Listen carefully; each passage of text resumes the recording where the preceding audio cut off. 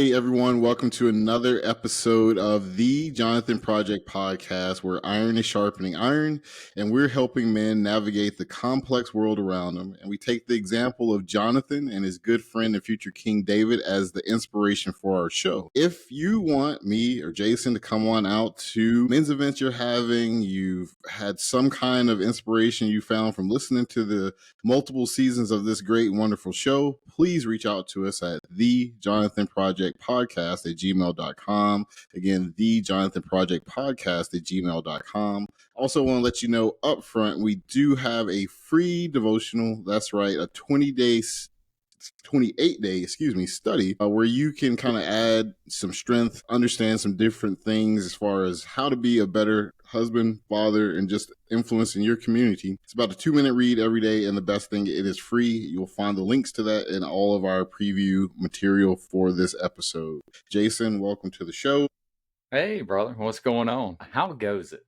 How are you doing? I mean, it's busy times as always, I think, for both of us, right? It's Monday, and we're recording it for in the morning.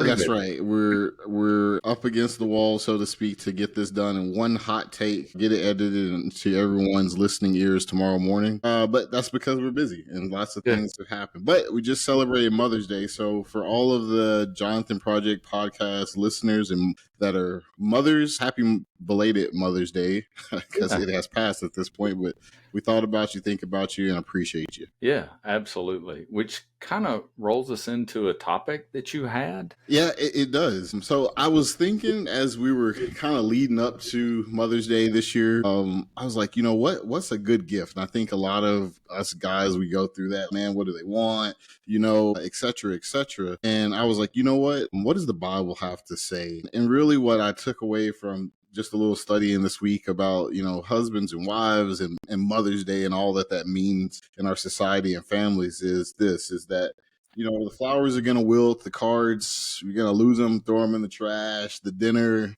is probably not going to be as good as everybody thought it was, and that memory is going to fade. It'll transform into something else.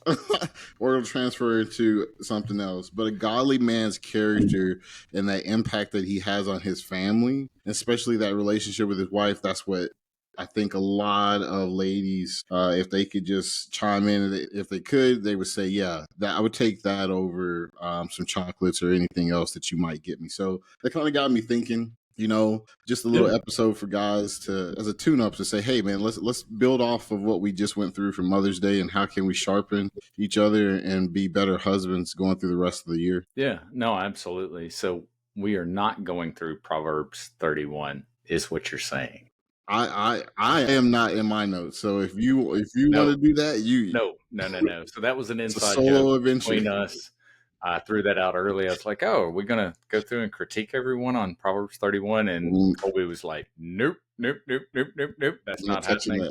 Not touching that. So this is for the guys, right? Like this is that continuing gift. And for the ladies that listen to us, this is talk to your husbands about it. Let them listen to it, you know? And so, you know, we talked about this, and really in our actions, we should be pointing towards Jesus Christ, right? Like that's the first thing. As a husband, you know, you have to surrender your life to Jesus Christ first, and then everything else comes in alignment, right? So you're absolutely right. That's the most important thing. And from a cultural standpoint, you know, a godly man is not just a gift to his wife, but into the entire household. And why does a godly husband matter? Well, a shared faith equals a shared foundation is what I put here in my notes. Amos 3:3.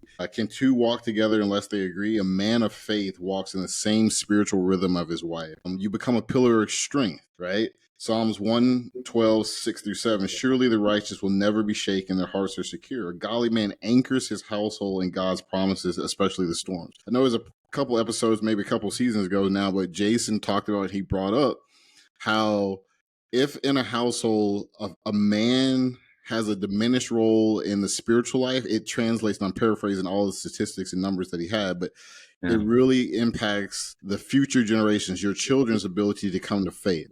Right. And a lot of the hearts of moms, and to be quite honest, they're carrying that spiritual load and more increasingly across households, across American society, which is what I know in particular. And that's not what's supposed to be. It's supposed to be us as men leading that. That's a super interesting lead into, because the question comes up, and Colby, how does a person be a leader and a servant at the same time, right? That's almost like a paradox, right? A lot of Hmm. times people go, well, I'm a leader, you do what I tell you to do. That doesn't really fly, No. especially in a marriage. It's not going to fly at all. Yeah. So, how do you become a servant and a leader at the same time? I think that's important. But like we said earlier, you have to have a grounding that's outside of your desires, which is Jesus Christ, and always looking to Him to be that quintessential example of what you want to be. Right? Like Yeah. He is the reason we think about like servant leadership. It was built around His model. Yeah. No, absolutely, man. Absolutely. And it's just that father's impact, right? Mm-hmm. And Jesus models that servant kind of heart and that attitude that we are to carry, and a faithful father models those eternal priorities, right? Jesus' priorities become your priorities. Yeah. Your lifestyle mirrors his, and then in turn you hope and pray, and the Bible gives us a promise as parents to hold on to. You raise your children in the fear and admonition of the Lord, and as they get older they won't depart, right? Prayer Yeah. that you pray over your children. But that starts with the father, to be quite honest. If dad doesn't take something seriously, kids tend to go that way as well, right? Like they don't see the Yeah. value as much as mom might be dragging them along.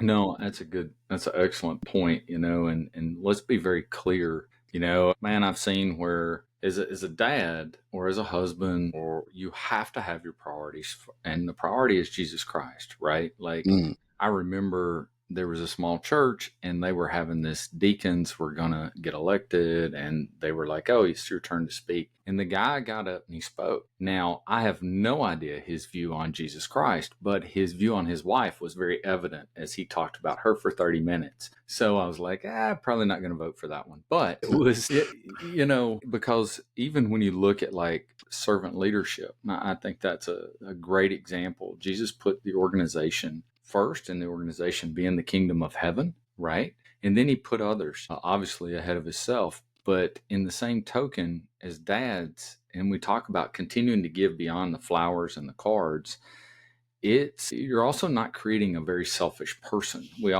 Society does that enough, right? Like you yeah. look at the social media is all about me. I don't mean me, Jason. I mean, it's all focused around the individual. I think as dads and husbands, you have to look out for your wives. You have to think beyond this moment, Yeah, right? absolutely. Everything in a home, especially and in a marriage, has a spiritual root, Mm-hmm. right? And one of the things that I pulled out was this quote by this gentleman who was talking about atheists, Mm. right? And the Yeah. correlation between atheists and fathers. And he says that, if you find an atheist, you find a person who has a wound or a struggle with their father. Right. And he talks about some famous ones, Voltaire, a lot of these other guys that I can't even remember at the time right now. But if you look up like Freud, etc., a lot of these guys, they had some kind of abusive father or father that was absent, no spiritual emphasis in the home. And then therefore it equates to, when we talk about the Christian God as being a father, it can trigger a lot of people, right? And, spiritual struggles really begin in the home, where a father who has failed to lead, you're just kind of point blank. So it's really important to be that shepherd. It's really important to build that foundation into husband, right? Just that word. And that's why I encourage you to go and look at the devotional that, Jason put a lot of effort into building out, that's out there, because we really dive into that title in that, because it's not something that a lot of us are taught, right? To be quite honest, like earning that title, you get married and it's like, okay, now what? Well, that dynamic has changed with your relationship with your wife and with God, as you take on that new title. You may not have had a role model in your life that said this is how it ought to be, right? Like everyone, I love the statement, we have one past, but we have 1,000 futures, right? Mm-hmm. So you need to choose the one. Looking to Jesus Christ and looking to the example that he had, I always love the statement, do unto others as you would have them do unto you. Like when I think about beyond Mother's Day, and I think about putting myself in the other person's shoes, right? That's important. Now, a lot of other religions talk about reciprocal type things. Well, I'm going to do them like they do to me. But in reality, Christianity, Jesus was the first one to say, I want you to take a proactive step. I don't want you to do a reciprocal. I want you to put yourself in debt. and I want you to pay it forward first. And he talks about that. And that's when we look at it, I think as a husband, as a father, we have to put ourselves in the shoes of our spouse beyond the flowers. Because Hallmark makes a lot of very beautiful things, right? Yeah. They really do. But it's the personalized beyond that counts. The only way you can do that is to put yourself in someone else's shoes, to think about it from their lens, right? Colby, when you think about that, and there's guys out there, and you and I talk every day, but you got any thoughts on, like, what does it mean to put yourself in someone else's shoes? How do you do that? You know? Well, I mean, I think it kind of starts with something, and for all our military brothers and sisters out there that listen to us, you'll understand this, where if you've ever been in a position of leadership, they talk about, in particular, a leadership style called the servant leadership style, what Jason kind of just hit on. I think that's how you get to answer, your question, Jason. I think that's how you get to that point, because one, that's what we saw Jesus model. And if Jesus modeled something, then there's probably that's the gold standard, if there is a gold standard on anything, right? Just thinking on the topic itself, beyond just Mother's Day, every day you want to give your spouse the gift of leadership, right? You want to be that servant leader in your house, because you're leading with not only strength, which all of it comes innate to a lot of guys, and it can come across as domineering, which is not the case. When you look at what God created, Adam and Eve were equals, right? And a lot of times this gets misconstrued, right? She was the helper to him because there were gaps, blind spots that Adam didn't know he had, and God created something to match up to that, right? But it was a relationship just kind of that mirrors the same thing with him. Like, it's not where he doesn't try to domineer and say, hey, you're going to love me, you're going to be a robot, right? And he forces us to love him. No, he gives you a choice. But we follow him. Why? Because he has demonstrated the ability to lead. And that's what a servant leader does. She doesn't want a passive kind of guy. She wants that spiritual guy. She wants a protector, a man who will pray and seek God in all the decisions that you're making for a household, right?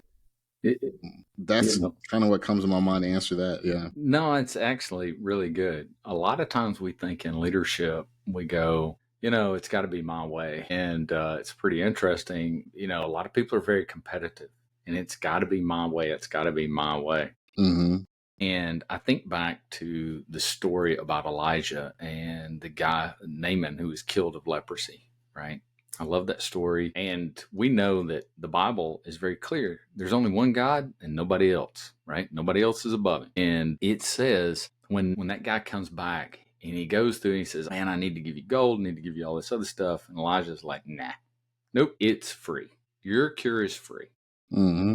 And he goes, well, I tell you what, let me have some dirt so that I can put it under my knee. And he says, okay, take the dirt. Well, the story is they believed that gods were provincial, right? Like a principality. And he says he wanted to put it under his knee so that when he went into the false gods' kingdoms or temples, he would just put it under his knee, and God Almighty would be with him all the time, right? And Elijah doesn't debate it. He's like, get the dirt. As husbands, sometimes, hey man, is this really the argument you want to die on? Is this the hill you want to die on? Yeah. Hey man, it is what it is. Television show. What do you want to watch tonight? Yeah. Okay. I'll sit here with you and watch whatever. Yeah. Things like that. I think that's where Jesus sacrificed himself for a greater good and didn't get wound up in the small things. And that's, part of that thing there. I think for our listeners, for guys or for girls, the argument, juice may not be worth the squeeze because you just want to get along, right? No, right. And I think it's just being the husband that your wife truly can desire, right? And you're doing that through leading, right? There's no shirking of that responsibility, right? And it's enjoying each other, right? But there's also coming those times where it's like, hey, you're acting as a spiritual covering. You're taking those abilities. It's time to put the kids down. You should be praying with them or doing family devotions, depending on where you're at, right? Those are those desirable things that lead to and translate like, hey, I am taking and being the spiritual lead in the house, right? Because and then it's a natural following, right? It's just a natural thing where, you'll see this submission, this followership when you're leading from a place of following Jesus, right? It just is a natural flow. And that's where you want to be, to have that kind of harmony as far as that relationship goes. I looked up some of the characteristics of servant leadership in this, Yeah. and one of the things you hit it, was building a community is part of it, creating a team. And I thought about this. Your family is your first team, really. And that's the truth.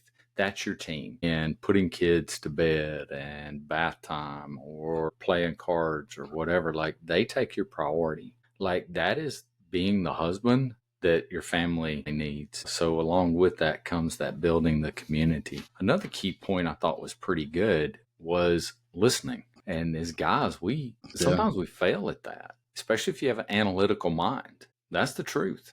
Yeah. Sometimes we want to know the facts. We are Joe Friday, just the facts, for the older generation out there, right? But you are. Sometimes being a disciplined listener, Jesus did that. In Luke 18:1-8, he talks about the widower who goes before the judge. And we talked about it a little bit last time, and how the sharp contrast was, and how she goes before the judge and she is just wearing him out, right? And she has to go before him by herself and all this other stuff. And Jesus says, man, that's not the way it is. It's not the way it is with the Heavenly Father. So with that example where he's always listening and he wants to have that time with us, it's, we should in turn give that back to our families to just sit and listen for a moment. Yeah. Colby, a pearl of a joy, and you and I have talked about it, and I absolutely would share this with every listener out there. I never, when my children would go to bed at night, and I knew sometimes they were using that ploy to stay awake, I never cut them off in prayers. I just didn't. I wanted to hear what they had to say. Sometimes when we listen to our wives, just listen, Yeah. Just stop and listen. No, and that's a good point, Jason, because it makes me think about, again, back to this word husbandry, right? A husband, right? It's a cultivation. What are you trying to cultivate, right? Are you trying to cultivate this competitive thing between you, or it's like it's my way or the highway? Are you trying to cultivate followership of Jesus Christ and the attitudes and the attributes that have? And this is just a question that you have to ask yourself sometimes from moment to moment, right? When emotions run high or things are getting high. But when we talk about what is a gift, right? What is that thing that fosters in that relationship with your spouse that kind of to the core of this, it's trying to cultivate your wife's spirit, right? Bringing out her best. That is what husbands, godly men, really do. You nourish that plant, you nourish that relationship. As God pours into you, you're pouring into your family, you're doing devotions, you're speaking the word over your relationship, you're acting as that shield to the attacks of the adversary. And that's allowing the natural gifts, which a lot of times translates to a needs focus. That's what wives and women tend to do. They focus on the needs of the children, the needs of the husband, the needs of the house, right? But it allows them to naturally flourish, right? And I saw a great quote, or listened to a great quote, because I oftentimes listen to various sermons on Moody Radio, and I heard this one here recently as it was leading up to Mother's Day, and it said that in godly soil, which is a man, a woman will bloom. Right? A godly woman will bloom. And that's really, when you think about the word husband and you expand that out, that's what you're doing. You're setting that fertile soil, not only for your wife, but also for your children, right? You're modeling and showing them how to cultivate the soul where healthy things, healthy families, healthy generations that can go out and impact the world around them.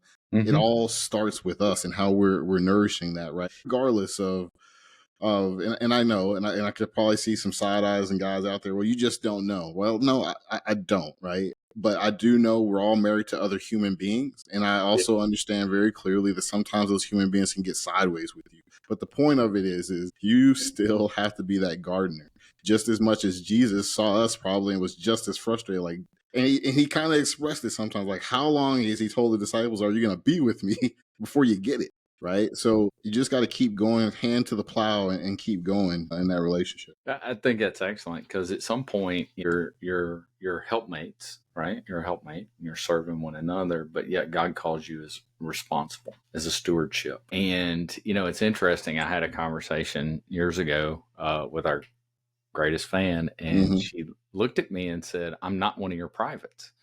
And I responded back with, you're probably right, because if it was, we wouldn't have this conversation twice. That's not a leadership. It is a technique. It's not the best one. Learn from my mistakes, right? But it's true that you have a stewardship. You have to be a good steward of it. And just like as a dad, you have to live up to that position, right? Yeah. I've used this example before. When your son sees something or does something, and it may be a crude joke, right? Or he may look at someone and go, wow, she's attractive. Your job as a dad, the role as a dad, is to look over and say, look, son, I hope one day you meet someone like your mom.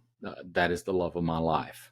And don't be fooled by external beauty. This is what you're looking for, right? You have that responsibility to act. As a husband, you are just that. You have the responsibility to distance yourself sometimes from problems, keep the goal, and back out of it. And it's tough. It's tough. Remember, Job's wife was who was left.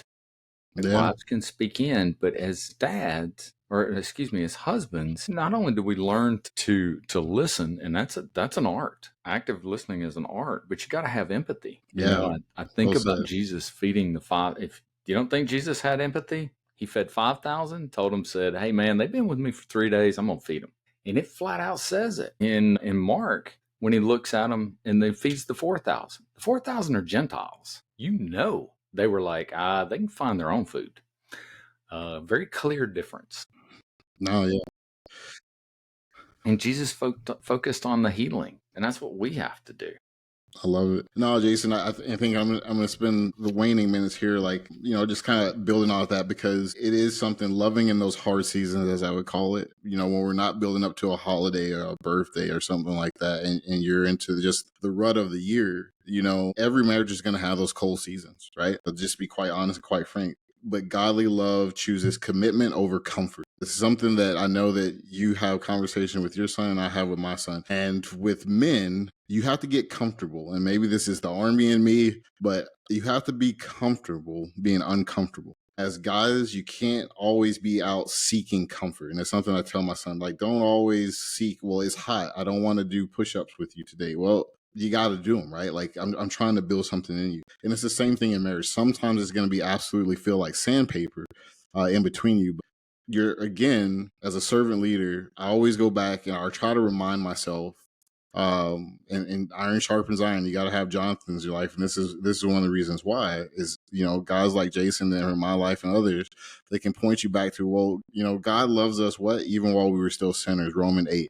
And 28, right? You don't think he looked at that and was like, man, this is a contentious relationship, or the billions of people that are on this planet today that absolutely hate him, right? But he still provides the sun to rise on them. He gives them breath every second. So it's not about comfort, it's about commitment. And then just practical steps. Practice forgiveness, Colossians 3:13, right? You forgive in your heart first. It doesn't matter what the other person does. You are the spiritual lead. Pray for her, James 5:16. Extend mercy, Luke 6:36. Seek godly counsel. You need some Jonathans in your life. You need godly men in your life for a lot of reasons to fill you, not with worldly wisdom, but with godly wisdom. And then speak life. As James said, and in Proverbs 18:21 mentions, there is life and death in the tongue. You can speak death into a relationship, right? And you have to be careful with that, especially with little ears around, right? The main point is your wife's behavior shouldn't determine your obedience to God's calling as a husband. Point blank in the story. That's the way the good Lord looks at it, right? And that's how we have to take on that mantle, put your ruck on as far as and just start moving out. And that is a gift in within itself to love and behave in that way. I love what you said. I don't always get to pick my opponent or the battles that I face, but I absolutely get to pick how I act. And I when I think about it, and you highlighted something, and I think it's absolutely worthwhile noting, there will be friction in a marriage. So what do?